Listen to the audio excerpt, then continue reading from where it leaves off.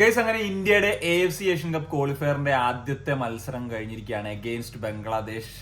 പ്രതീക്ഷിച്ച പോലെ തന്നെ ഒരു സമനില. പ്രതീക്ഷിച്ച പോലെ എന്ന് വെച്ച് കഴിഞ്ഞാൽ പല ഫാക്ടേഴ്സ് ഉണ്ട്. നമ്മൾ കഴിഞ്ഞ ഒരു വീഡിയോസിലൊക്കെ പറഞ്ഞിട്ടുള്ള കാര്യമാണ്, ബംഗ്ലാദേശിനെതിരെ ഇന്ത്യ കളിക്കുമ്പോൾ ഇന്ത്യക്ക് എപ്പോഴും പ്രശ്നമാണ്. ഇന്ത്യ തോക്കത്തില്ല, പക്ഷേ ഈ പറഞ്ഞ സമനില എന്ന് പറയുന്ന ഒരു പ്രശ്നം എപ്പോഴും നേരിടുന്ന ഒരു കാര്യമാണ്. അത് ഒരിക്കൽ കൂടി സംഭവിക്കുന്നു എന്നുള്ളതാണ്. അതും വളരെ നിർണായകമായിട്ടുള്ളൊരു മത്സരമാണെന്നുള്ളത് മനസ്സിലാക്കണം. AFC ഏഷ്യൻ കപ്പിന്റെ ക്വാളിഫയറിലെ ആദ്യത്തെ മത്സരമാണ്. ഇന്ത്യയുടെ ഗ്രൂപ്പിലെ ഏറ്റവും ദുർബലർ എന്ന് നമുക്ക് വിളിക്കാൻ പറ്റുന്ന ടീമാണ് ബംഗ്ലാദേശ്. മനസ്സിലാക്കുക, ഇന്ത്യ പോർട്ട് 1 നിന്നാണ് ഈ ഗ്രൂപ്പിൽ എത്തിയത്.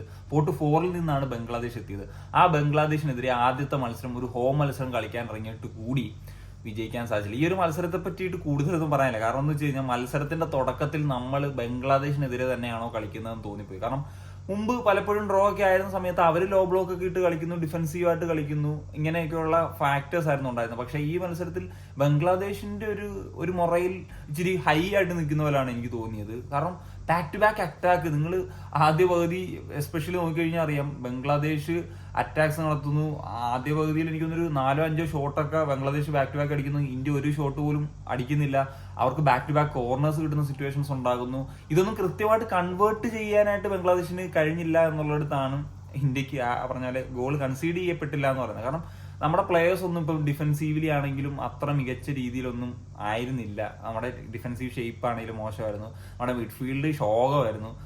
പിന്നെ സ്ട്രൈക്കേഴ്സ് അല്ലെങ്കിൽ അറ്റാക്കിങ്ങിന്റെ കാര്യത്തിൽ പിന്നെ എടുത്ത് പറയേണ്ട ഒരു ഫാക്ടർ ഇല്ല. ആകപ്പാട് ഒരു നല്ല മൂവ്മെന്റ് ഡിഫെൻസീവ്ലി എനിക്ക് പറയാനുണ്ടായി. ഇപ്പം വിശാൽ ഗേത്തിന്റെ ഭാഗത്തുനിന്ന് ഒരു മിസ് സംഭവിച്ചത് സുഭാഷിഷ് ഒരു ഗോൾ ലൈൻ ക്ലിയറൻസ് നടത്തിയാണ്. അതും കൂടി ഗോളായിരുന്നെങ്കിൽ സബാഷ് ബേട്ട എന്ന് പറയേണ്ടി വന്നേനെ.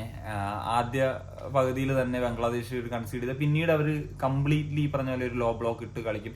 ഞാൻ റിവ്യൂലാണോ ഒക്കെ പറഞ്ഞിട്ടുള്ളൊരു കാര്യമാണ്, ഈ ഒരു ഗ്രൗണ്ടിൽ കളിക്കുമ്പോൾ ഉണ്ടാകുന്ന ചില പ്രശ്നം. ഇപ്പോൾ ഓൾറെഡി സ്ലിപ്പറി ആയിട്ടുള്ള ഒരു ഗ്രൗണ്ടാണ്. അവിടെ ആ ഒരു 7 മണി സമയത്ത് കളിക്കുമ്പോഴത്തേക്കും ബുദ്ധിമുട്ടുണ്ട്, ഷില്ലോങ് പോലത്തെ ഒരു സ്ഥലത്ത്.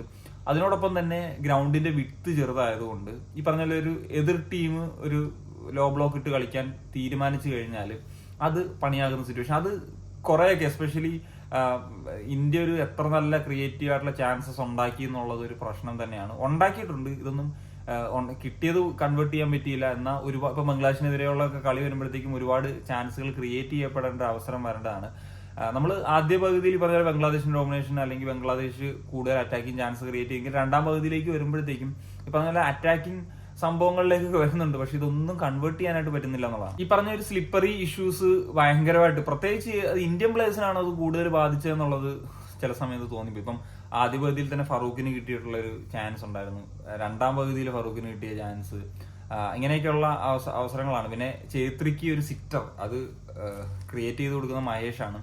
ഇതൊന്നും അങ്ങോട്ട് കൺവേർട്ട് ചെയ്യാൻ സാധിച്ചില്ല. നമുക്ക് അങ്ങനെ കൺവേർട്ട് ചെയ്യാൻ പറ്റുന്ന ചില ഓപ്പർച്യൂണിറ്റീസ് ഉണ്ടായിരുന്നു, അതൊന്നും ഉപയോഗപ്പെടുത്താനായിട്ട് സാധിച്ചില്ല. ഞാൻ പറഞ്ഞല്ലോ, നമ്മുടെ ടീമിന്റെ മൊറയിൽ മൊത്തത്തിൽ താഴെയായിരുന്നു. എനിക്ക് ആകപ്പാട് ഈ ഒരു മാച്ചിൽ കുറച്ചെങ്കിലും ഇംപ്രസീവ് ആയിട്ട് തോന്നിയിട്ടുള്ള ഒരു പ്ലെയർ ഒന്ന് ലിസ്റ്റനാണ്. അതുപോലെ മിഡ്ഫീൽഡ് ശോകമാണെന്ന് പറഞ്ഞാൽ അപ്പുയ എന്തെങ്കിലുമൊക്കെ ട്രൈ ചെയ്യാനായിട്ട് ശ്രമിക്കുന്നുണ്ടായിരുന്നു. പിന്നെ വിശാൽ കേത്തിന്റെ അവസാനത്തെ ആ ബ്രില്യൻ സേവ് ഇല്ലായിരുന്നെങ്കിൽ ഈ മത്സരം ബംഗ്ലാദേശ് കൊണ്ടുപോകാനെ. പിന്നെ ഈ ഒരു ഹംസ ചൗധരി വന്നതുകൊണ്ടാണോ എനിക്ക് അറിഞ്ഞൂടാ, അവരുടെ ഒരു പിന്നെ മിഡ്ഫീൽഡിന്റെ ഒരു മുറ. ഹംസ ചൗധരിയൊക്കെ എന്ത് കൂളായിട്ടാണ് കളിക്കുന്നത്.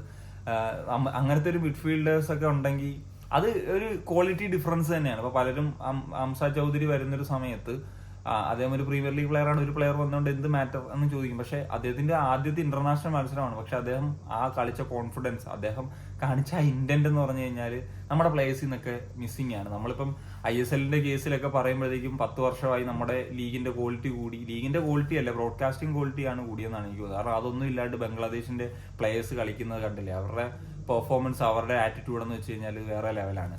അതിൽ കൂടുതലൊന്നും പറയാനില്ല. പിന്നെ മറ്റൊരു ആശ്വാസം, സിംഗപ്പൂർ ഹോങ്കോങ് മത്സരവും ഒരു സമനിലയിലായി.